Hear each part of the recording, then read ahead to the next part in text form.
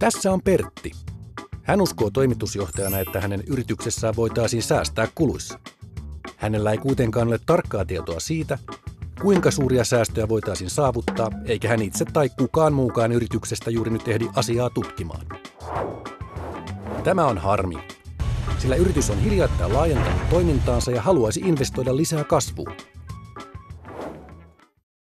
Ratkaisu Pertin ongelmaan on pyytää Expense Reduction Analystsin asiantuntija auttamaan. Asiantuntija analysoi Pertin yrityksen kuluryhmät ja tunnistaa niistä yrityksen liiketoimintatavoitteiden kannalta sopivimmat ei-strategiset kulut.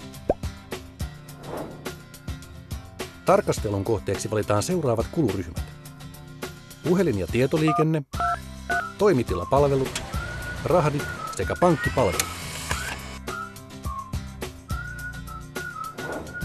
Tehdyn kartoituksen perusteella yrityksen strategisia kuluja ei lähdetä tarkastelemaan.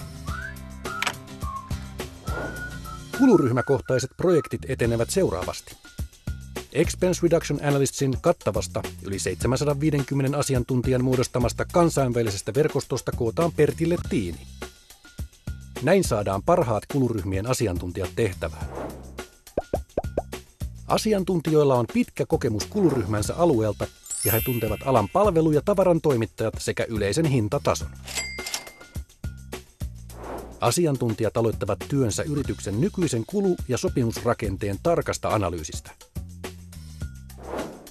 Seuraavassa vaiheessa asiantuntijat toteuttavat yrityksen tavoitteisiin ja tarpeeseen perustuvan kilpailutuksen. Uudet sopimukset vastaavat siis paremmin yrityksen tavoitteita ja tuovat samalla kustannussäästöjä. Esimerkiksi pienrahteja tarkasteltaessa huomataan, että asiakkaille tärkeiden kiireisten lähettikuljetusten täsmällisyyttä voidaan parantaa. Sen lisäksi kuljetuspalveluiden kustannukset laskevat merkittävästi. Tämä saavutetaan vertailemalla palvelutoimittajien toiminta- ja kustannusmalleja sovittamalla ne parhaalla tavalla yrityksen omaan toimintaan. Yritys tekee valinnan asiantuntijoiden suositusten pohjalta. Lopuksi asiantuntijat seuraavat säästöjen toteutumista vähintään 24 kuukauden ajan. Näin varmistetaan, että palvelun ja tuotteiden laatu pysyy hyvänä ja että tavoitellut säästöt saavutetaan. Toimitusjohtaja Pertillä kului koko projektiin vain muutama tunti työaikaa, sillä asiantuntijat työskentelevät pääasiassa itsenäisesti. Projektien tuloksena saavutettiin keskimäärin 20% säästö. Säästö jaettiin yrityksen ja Expense Reduction Analystsin välillä 24 kuukauden ajalta.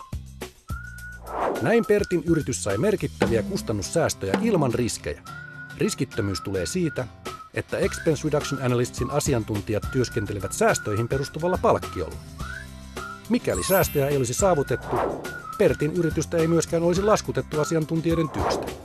Lisäksi valittujen kuluryhmien alueella yrityksen toiminnan laatu koheni. Wow! Pertti on tyytyväinen. Saavutetut säästöt ei-strategisissa kuluissa pystytään hyödyntämään liiketoiminnan tulevan kasvun rahoittamiseen. Expense Reduction Analysts tuottaa asiakkaille merkittävää lisäarvoa.